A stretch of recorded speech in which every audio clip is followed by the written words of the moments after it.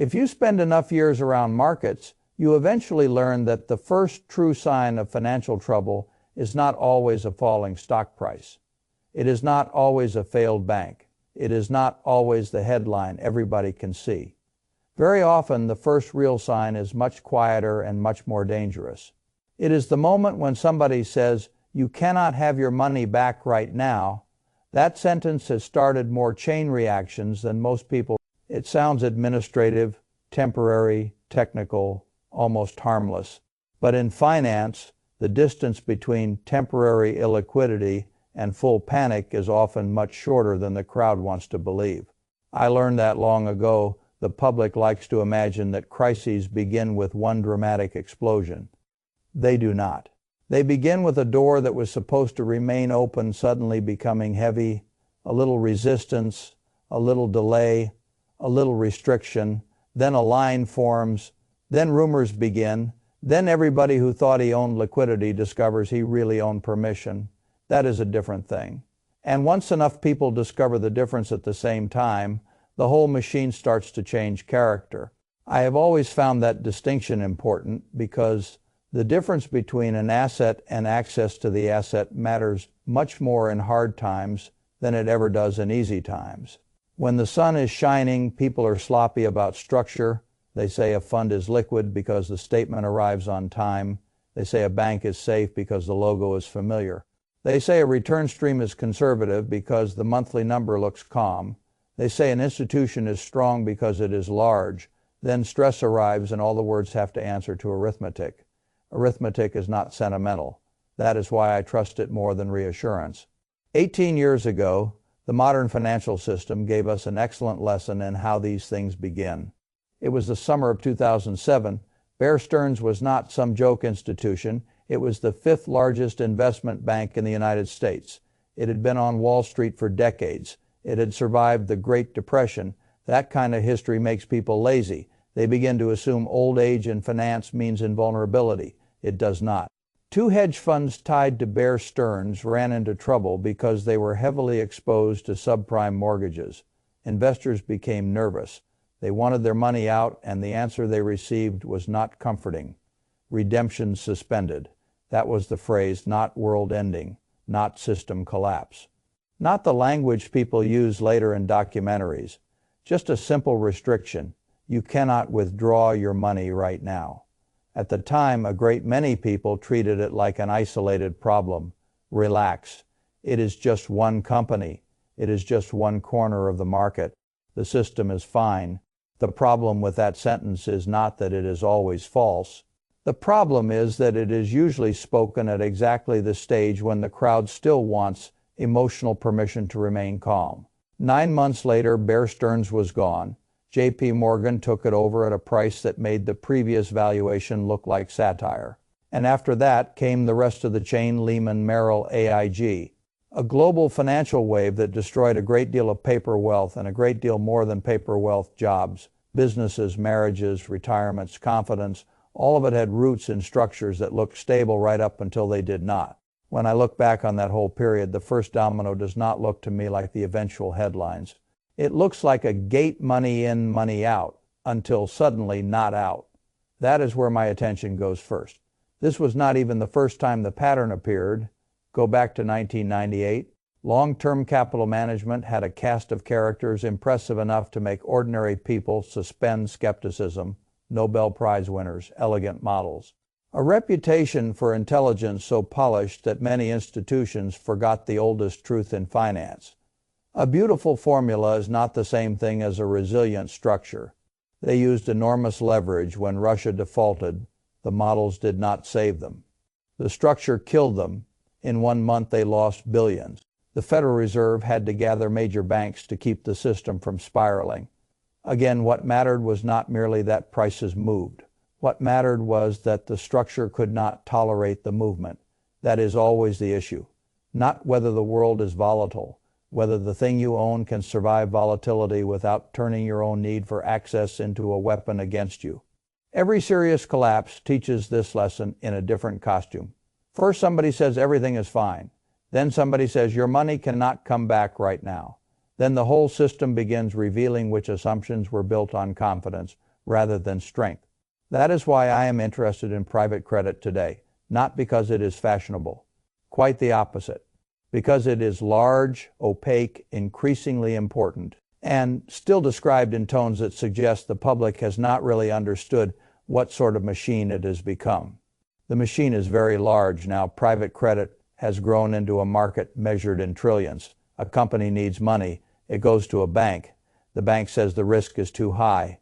It goes to the public bond market. The company is too small, too weak, too messy, or too obscure for the terms there to work. Then private credit steps in. A lender outside the traditional banking structure says, fine, we will provide the money, but we will charge you for the risk 10%, 12%, 15%, sometimes more. That is attractive to the lender because the world has spent years starving investors for yield. It is attractive to the borrower because the borrower often has nowhere else to go. That is not a comfortable marriage. It is a marriage of necessity, and necessity is not always stable. The public likes to hear the yield first, 8%, 10%, 12%. That sounds grown up. That sounds sophisticated. That sounds like the sort of thing ordinary deposits or plain bonds cannot provide anymore. So the money comes in, pension money, retirement money, family office money, institutional money, retail money in structures marketed as prudent alternatives. The fund grows, then another. Then another before long.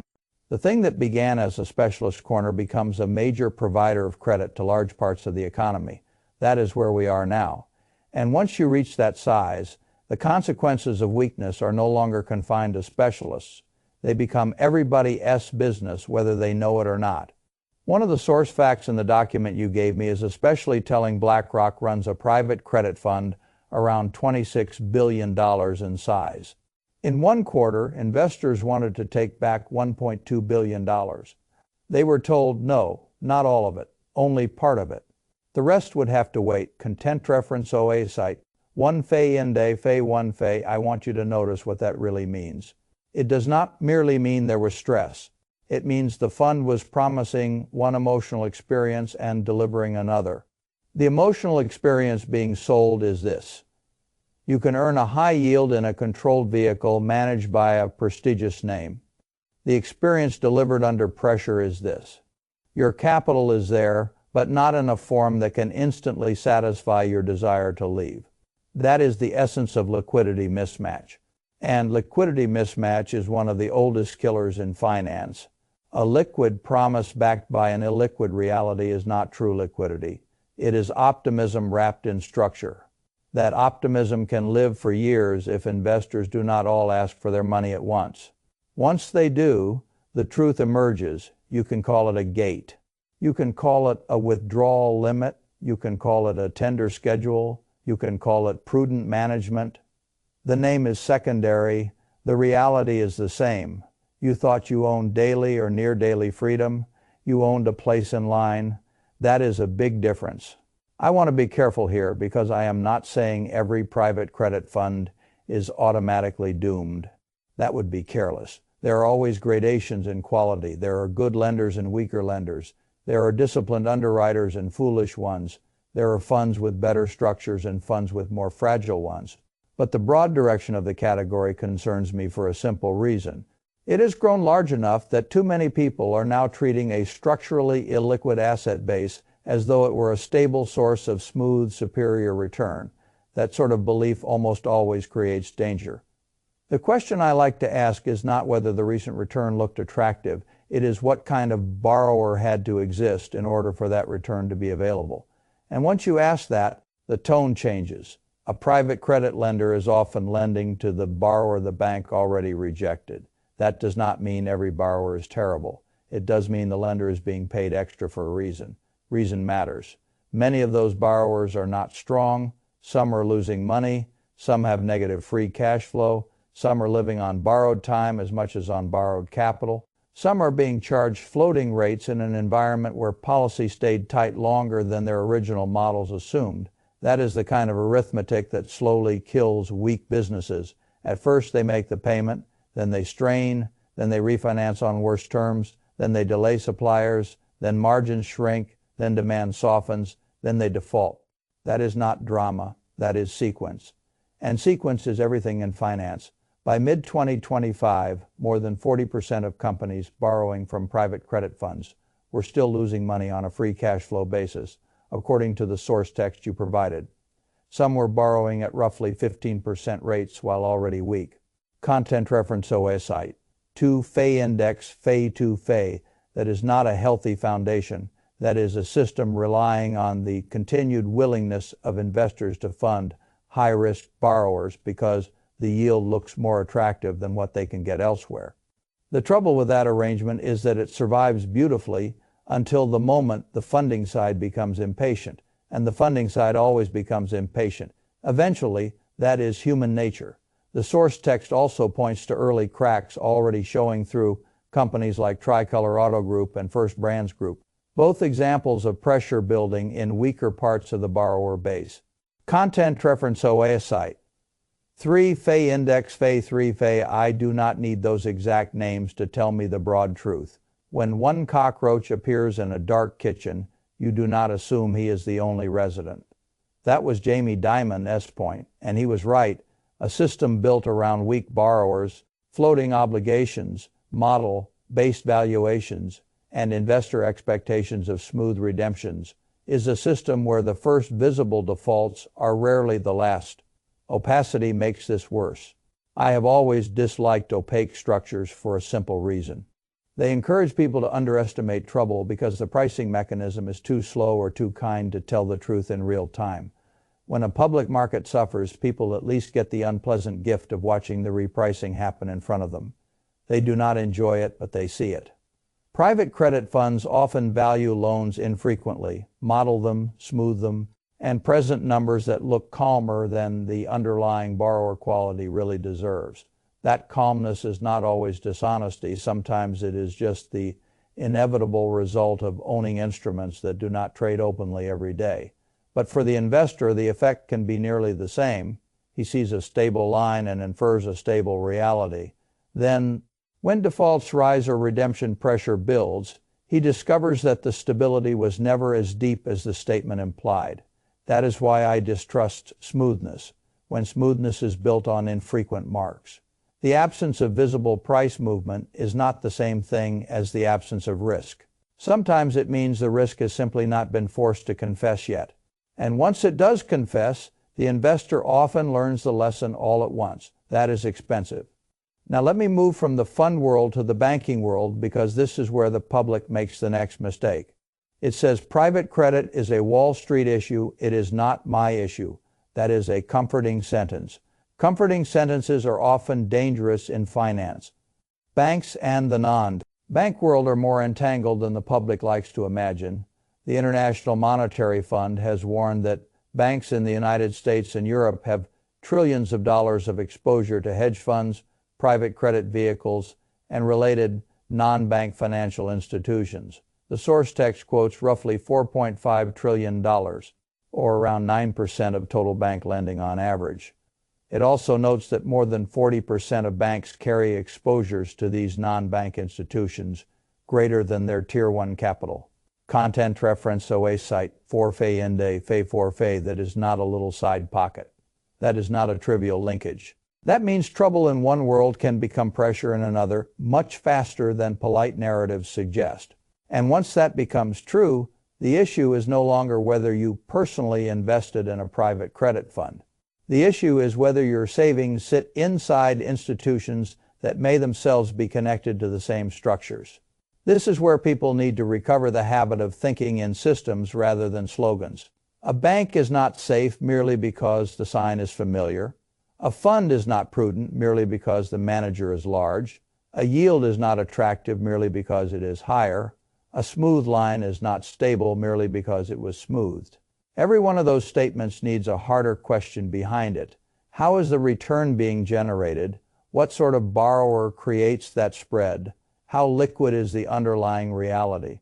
Who owes what to whom? And what happens if confidence in one part of the chain weakens? That is the grown-up way to think. Most people do not like thinking that way because it deprives them of comforting simplifications. I am not in the comfort business. I am in the capital allocation business.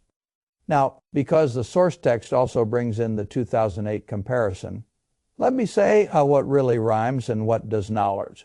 Content reference OA site. 5-Fe index, 5-Fe history. Never repeats exactly. The costume changes, the label changes, the instrument changes, the specific legal structure changes. But what rhymes is the architecture. A weak asset base is financed by something more fragile than it appears. The returns look good enough to attract increasing money. The investors stop asking hard questions because the smoothness itself becomes part of the sales pitch. Liquidity is promised more generously than the underlying assets truly deserve. Then one day, under pressure, the gate appears. And once the gate appears, everybody who thought he was holding a calm income product starts asking a much older question: am I early enough to get out? That is when the system changes mood. Mood changes matter. Because finance is not only about the final realized losses, it is also about who believes what at what time. A system can survive a great many weak borrowers if investors remain patient and funding remains open. The same system can become unstable much earlier if the money providing the patience begins demanding exits. That is what withdrawal restrictions tell me. They tell me not only that the asset base is hard to move, they tell me that the providers of capital have begun to feel differently from the managers of capital, and once that gap opens wide enough, the pressure begins. This is why I do not like maturity mismatch, liquidity mismatch, or emotional mismatch between what a thing really is and how people are encouraged to experience it. Those mismatches are where pain lives. Now, the source text names several large institutions, and I am not interested in turning this into a morality play about one management team or another. Content reference OA site, 6-Fe index, 6-Fe. The deeper issue is that success itself can create danger. When a category works long enough, the assets grow. When the assets grow, the managers become more important. When the managers become more important, the public starts assuming size itself is a form of safety. It is not. Size can become its own trap. A $26 billion vehicle does not have the same flexibility as a $2 billion vehicle. A $50 billion machine cannot pivot like a small specialist account. The more capital a strategy attracts, the more it can begin changing the underlying market it participates in. The public confuses this with proof. It is often just scale, and scale without matching liquidity can become very awkward when the crowd reverses. This is one reason I like simple public market discipline so much. If a person is not prepared to study businesses individually, then low cost broad index funds still make enormous sense to me. The S&P 500 can fall. The whole market can suffer. You can still have years of discomfort. I have never pretended otherwise. But the underlying engine is broad American business. The daily pricing is harsh but honest. The liquidity is real. You know where you stand. And if you own a broad productive index and you are properly financed, you can survive the volatility because you are not relying on a manager to slowly and discreetly find a bid for loans. Nobody wants to discuss honestly yet. That matters. Honest volatility is easier to survive than fake stability. The public prefers the fake stability because it feels better. I prefer the real thing. Now, what should an ordinary investor do when he hears all of this? First, he should not panic sell productive assets merely because the world contains risk. The United States has gone through many recessions, many market breaks, many credit events, many periods when the newspapers sounded apocalyptic. The market recovered from 2008, it recovered from 2020, it recovered from all sorts of ugliness before that. A person who owns strong businesses or broad low-cost funds and does not use foolish leverage should not confuse. There is danger in the system with I should liquidate everything and become emotional. That is not wisdom, that is just panic with a serious face. Second, he should understand the difference between investment risk and liquidity risk. A stock market decline hurts. A temporary inability to reach your own cash or fund redemptions in a stress structure hurts differently. That is why emergency reserves matter. That is why custody matters. That is why bank concentration matters. That is why keeping all your liquid life in one institution is a poor design. The source text correctly reminds people that FDIC insurance is limited to $250,000 per depositor per institution, and that anything above that needs more thoughtful handling. Content reference OAS site 7, FE index FE 7 FE, that is basic risk management, not drama. If you have more than the insured amount at a single bank, solve that first. That is not an investment idea. That is plumbing matters. Third, if you are a long-term investor, crisis periods are often the birthplace of very good future returns. That is one of the most misunderstood truths in all of finance. People think wealth is made by avoiding every scary period. A great deal of wealth is actually made by surviving the scary period, staying solvent, keeping your head clear, and having enough cash or courage to buy strong businesses when weaker holders are being forced out. The key phrase there is strong businesses. I do not want to buy the disaster. I want to buy the business that the disaster made temporarily available at a foolish price. That takes patience, research, and dry powder. It also takes emotional independence, because the crowd will always tell you that the world is ending right when the best opportunities are beginning to emerge. I have seen that pattern too many times to ignore it. So if I were speaking to a family sitting around a kitchen table today, this is what I would tell them. Do not assume every high yield is your friend. Do not assume every giant institution is a fortress. Do not assume smooth statements mean low risk. Do not assume you can always get your money back from an illiquid structure because the brochure was written in a calm tone. Do not assume the thing called alternative automatically improves your life because it sounds more advanced than a broad index fund. And do not, under any circumstances, build your entire financial life around the idea that access will always be available on the exact day you happen to want it. That is too fragile a design. Instead, keep your ordinary liquidity clean and diversified. Keep deposits under insured limits where practical. Keep emergency reserves real. Keep long-term investing simple enough that you actually understand the engine. Avoid structures whose calmness depends on stale marks, weak borrowers, and the continued goodwill of investors not asking too many questions all at once. That is a much better life. It is a little less glamorous. It is much safer. I have never regretted respecting structure. I have regretted trusting the emotional packaging of things more than their underlying design. That lesson has paid me a great deal over the years, and it pays here as well, because when I hear that a giant fund has told investors they can only have part of their money back, I do not hear a minor administrative inconvenience. I hear an old phrase, I hear the first domino wobbling. That does not mean the whole system collapses tomorrow. It means the sentence that has begun many dangerous sequences in finance has appeared again. And once it appears, I pay attention, not because I love fear, because I love clarity. The sentence is clear. You cannot withdraw all your money right now. Everything that comes after begins with how many people suddenly decide that they want to try. That is the real question, and it is one I would rather think about before the line gets longer.